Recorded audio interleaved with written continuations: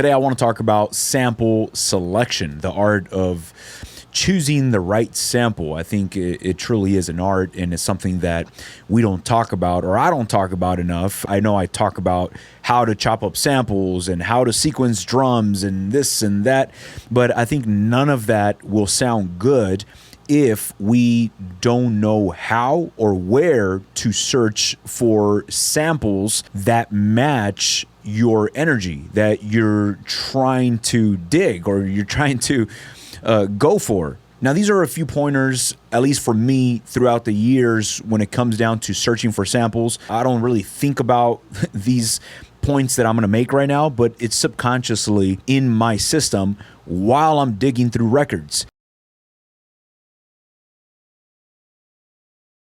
Tip number one is understand the mood. Now, different samples will give you a different type of mood, whether it is a dark vibe, happy, upbeat, up-tempo, something aggressive, something that has some type of attitude to the sample, or more classical vocals, no vocals. I notice that most of the records that I gravitate towards, more darker records, more slow tempo. I'm very laid back. Most of my beats are in the 70s, 80 beats per minute. I hardly ever go up to the 90s, but I feel most of the records that I'm looking for are also ballads, slow tempo. I notice that the music that I like and I gravitate towards is very dramatic and passion and cry behind it, very soulful. So if those are the type of records that I'm digging for, whenever I do find something that works for me, it's going to have that energy. No matter how I chop it up, whether it is through quarter notes, 16th notes, whenever I resequence this, it's going to have that energy projecting after I'm done piecing this together. So obviously, if you are the opposite, if you're an up-tempo person, if you're a little more upbeat throughout your day, you're going to listen to some of these records and be, man, that's so depressing. I want to find something different. I have friends that go through records and they show me some of their collections and I'm like, I would never sample that, but they have a different attitude. They have a different energy to them, which obviously reflects on the types of records they're going to save and sample. So just match your mood. What is the mood that you're going for? And that's going to be personal. So ask yourself that question before you dive into looking for records. The quality of your sample matters so much. It could either make or break this idea that you heard when you listen to a song. I have many records that I'm listening to. I'm like, yo, this is gonna be so cool. I'm gonna chop this up.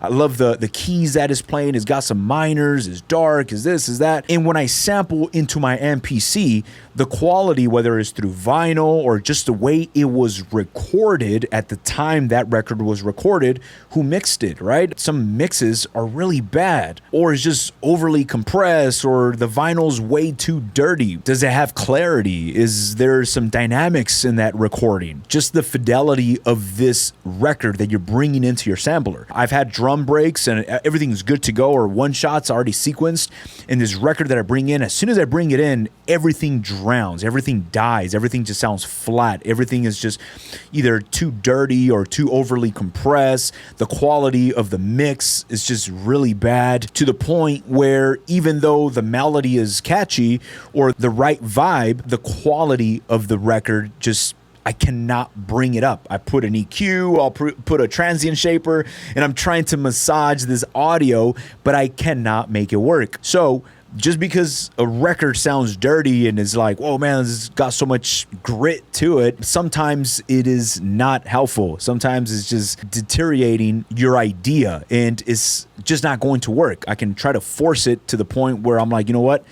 This is not going to work. I like clean records. I like stuff that's recorded well, and the way it was mixed, it matters to me, because that's going to allow me to resequence or play with my samples a bit better. Now, tip number 3 is finding unique samples. I think this is one of the biggest questions I get asked when it comes down to how do you find your samples, right? Like, how do you dig through, like, where do you find these records? This is, man, this could be a secret for some people, right?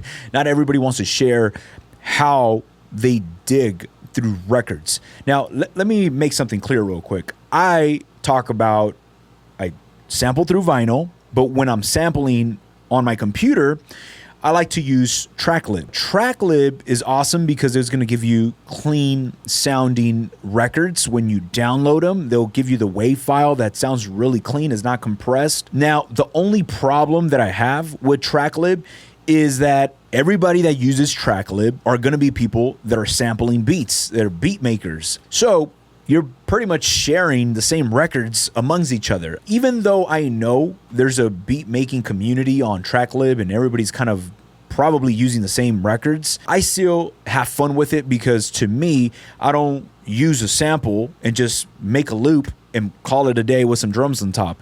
I like to chop it up. Even though somebody else has used the sample that I'm using, it's pretty fun to hear, hey, look what I've done with it versus what that person has done with it. Now, one of my favorite ways of finding records that are pretty underground or not known as much is through Discogs.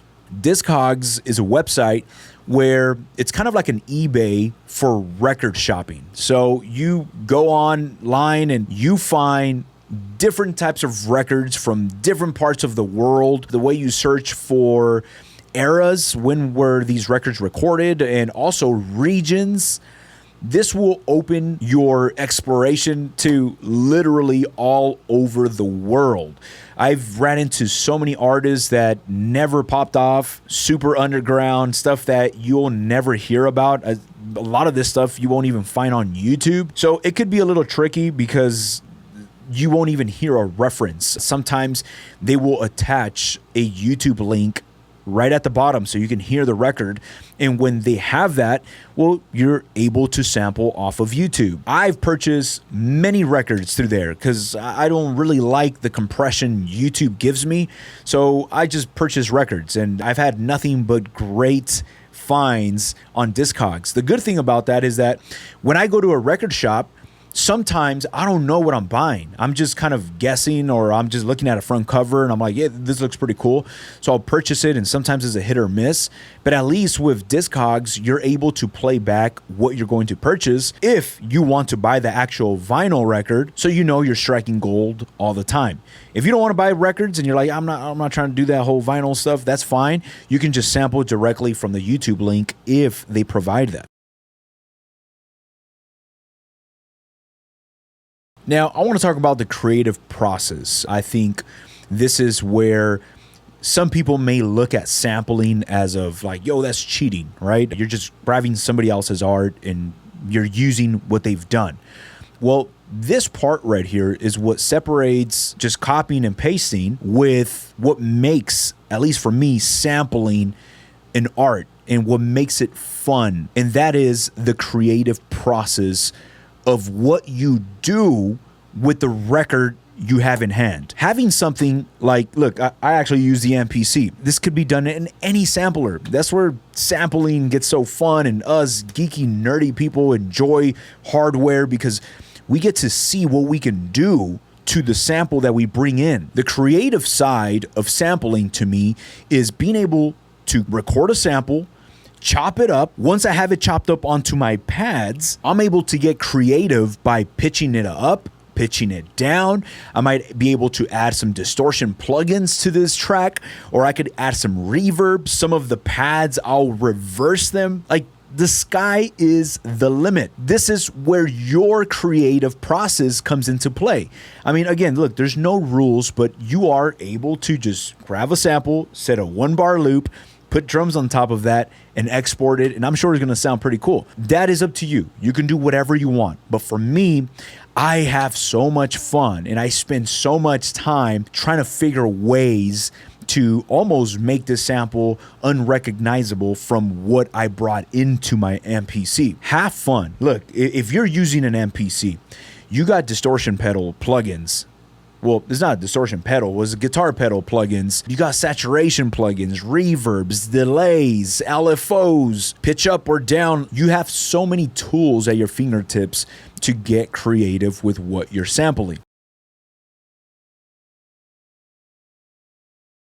Now, I want to share some common pitfalls that you might run into. This happens to me a lot, and I know it happens to other people, and it could be frustrating when you kind of bump into a wall. And that is when we select a sample and we select some drums, whether they're one shots or a drum break. I see this happening very frequent. You have a drum break, and then you have a record that you're bringing in. This record sounds awesome on its own. These drums, whether they're one shots or breaks, they sound great on their own.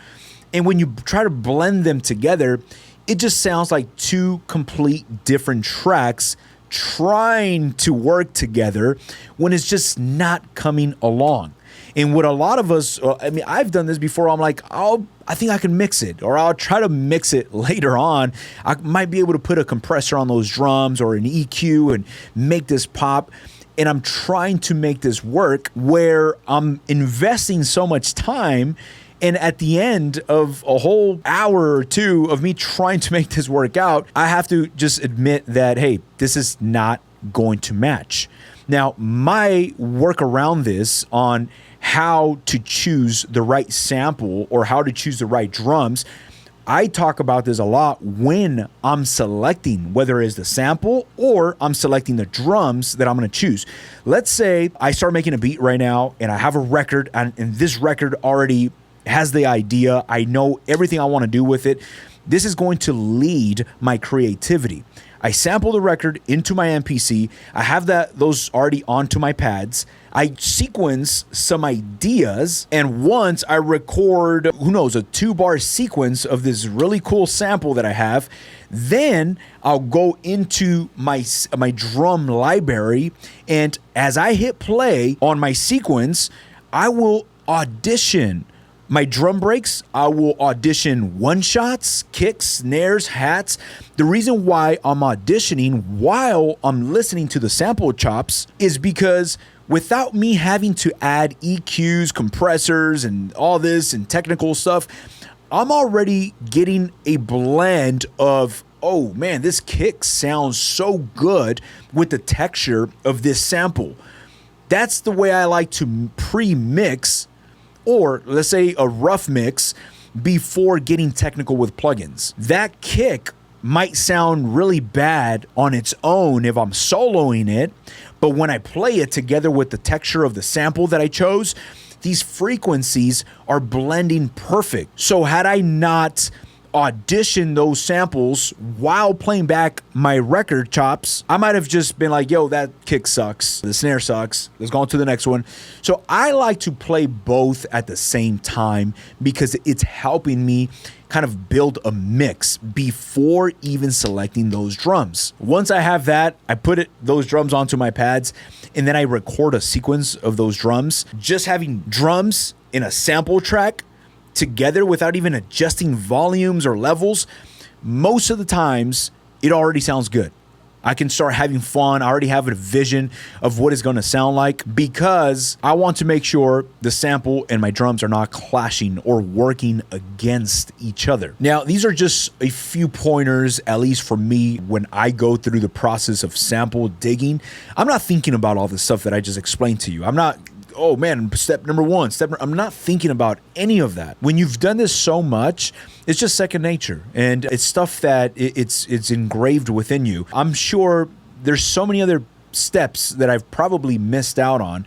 And if you're somebody that also has been sampling for quite some time, let me know some of the process or some of the steps that I might have missed out. It's helpful for everybody on the comments, but I like to know what's some of the things that you look out for when choosing the right sample. This is what makes sampling so addictive, and I always come back to it because we never find the golden sample, right? I seen this in a video of The Alchemist, and I love it because it just resonated with me so much. Of we're always searching for something that we never end up finding. Yes, there's one method of this is how I make beats and this is how I use this MPC and this and that. There's this hidden art that not many people show or talk about, and that is, what is the process of searching for that golden sample? That's beautiful. I wish I can go out with a camera and record live and showcase walking into a record store, how you'd spend time, man. It could take a whole hour, 2 hours, 3 hours just going through record after record. And just that, to some people, might be like, man, that's boring. But to me, I discover so much, even if I don't hit gold and there's not a record that I'm going to sample from. Just discovering and getting to know different artists, it's awesome. It's fun. And if you're somebody that relates to this, you know exactly what I'm talking about. Most likely you're a crate digger that enjoys the process of just digging through records. Guys, that's it right here. Thank you so much for tuning in. I hope you guys got something out of this. I'll catch y'all on our next one. Peace.